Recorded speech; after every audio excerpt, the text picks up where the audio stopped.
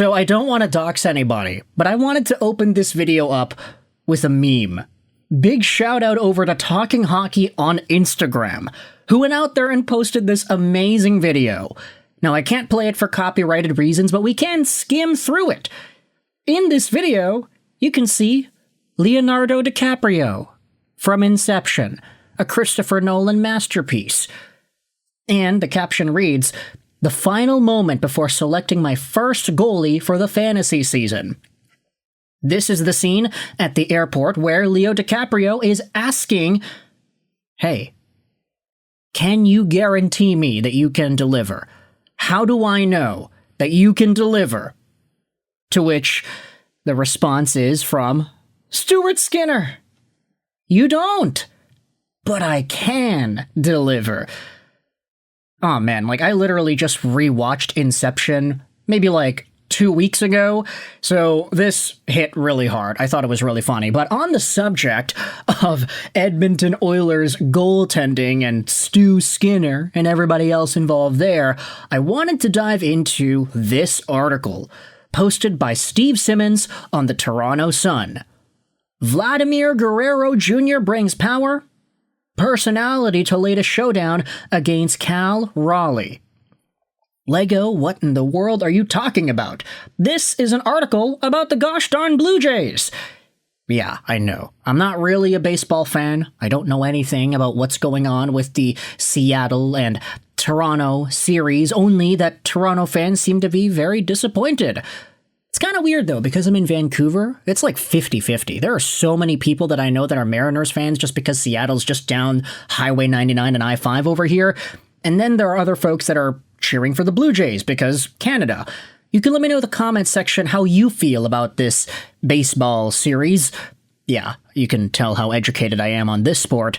But the reason this article is relevant to our meme about Leonardo DiCaprio and Stuart Skinner is because of what Steve Simmons writes about in This and That. If you know how Steve Simmons structures his articles, you know that he'll usually talk about one subject for X amount of paragraphs, and then he'll go into This and That, which is just one hella long paragraph on a whole bunch of stuff. And then he goes out there and does Here and There, which is also one really long paragraph. And then he does Seen and Heard, which is also a really long paragraph. And then another thing, which is another really, really long paragraph. He's going out there and talking about Patty Mahomes, Steve Young, Sean Monahan, Rhea Ripley, Adam Fantilli. What in the world is this article about? Happy birthday.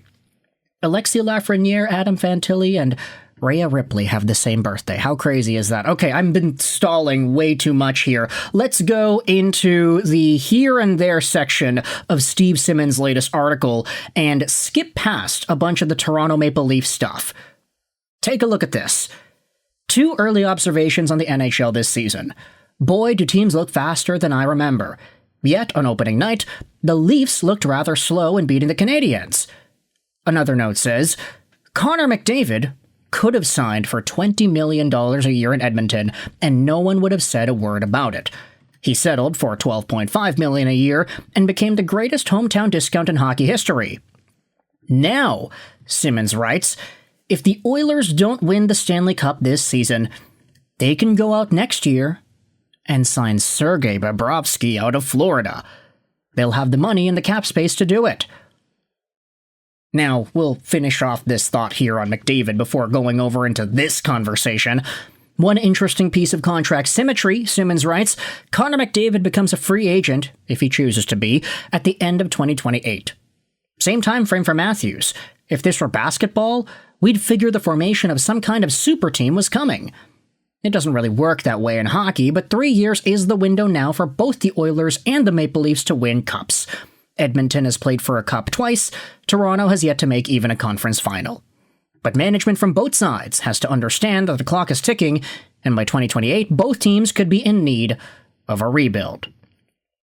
Now, we will focus on that timeline, the next 3 years, and whether or not the Oilers could sign Sergei Bobrovsky out of Florida if they do not win the Cup this season. Let's talk about our buddy Sergei, because his contract expires at the end of this season. He's 37 years old, so I don't think anybody's going out there and necessarily giving Sergei Bobrovsky any long-term 7-8 year deal proposals here. 6'2", 183, and a guy who totally reinvented himself.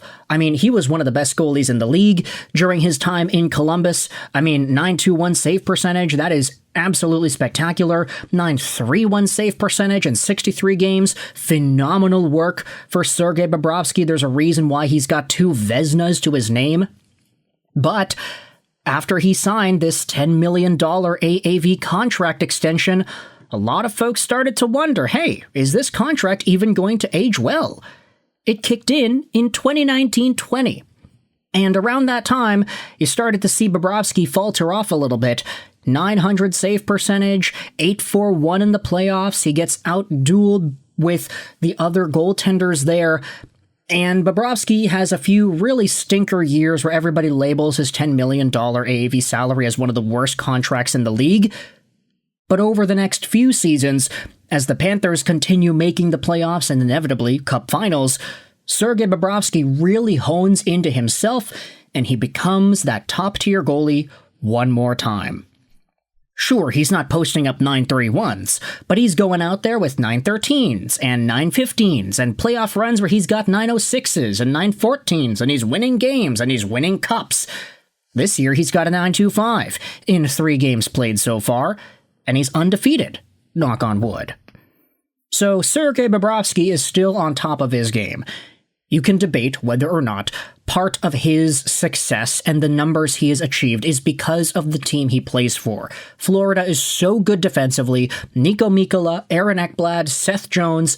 You really can't go wrong with what the Panthers have on D.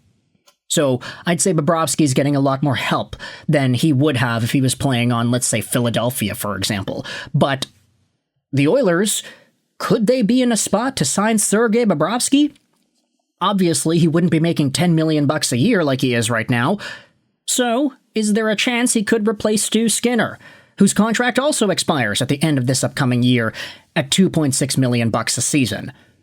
Obviously, you would need to pay a little bit more for Bobrovsky versus Skinner, but this idea for Edmonton is so intriguing because this has always been the crux of their conversations. It's the defense, it's the goaltending, it's Stuart Skinner being able to win a series or close out a series or win a cup versus Sergei Bobrovsky and what the Panthers have on their side.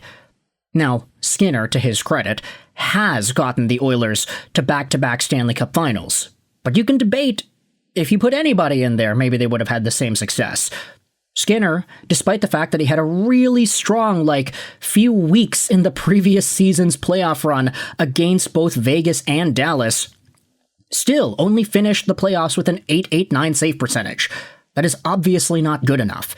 You have to ask yourself, are you 2, 3, 4 saves away from winning a Stanley Cup with Sergei Bobrovsky in net versus Stu Skinner?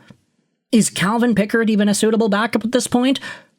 The question is there, but the thought was proposed on the Toronto Sun of the Oilers signing Bobrovsky, and I want you to let me know your thoughts in the comments section. Do you agree with this idea?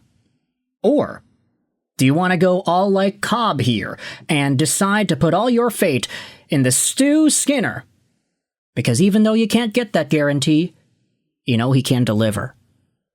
Oh man, I love Inception so much. You can let me know your thoughts in the comment section below about Bobrovsky heading over to Edmonton. Does that actually make sense in your mind? If you enjoyed this video, the like button is down there for you. Please click it. I'd appreciate that. If you didn't enjoy this video, then hey, the dislike button, please click on that as well. Comments help out with the algorithm, so don't be afraid to get involved down there. I hope you enjoyed this video. And bye.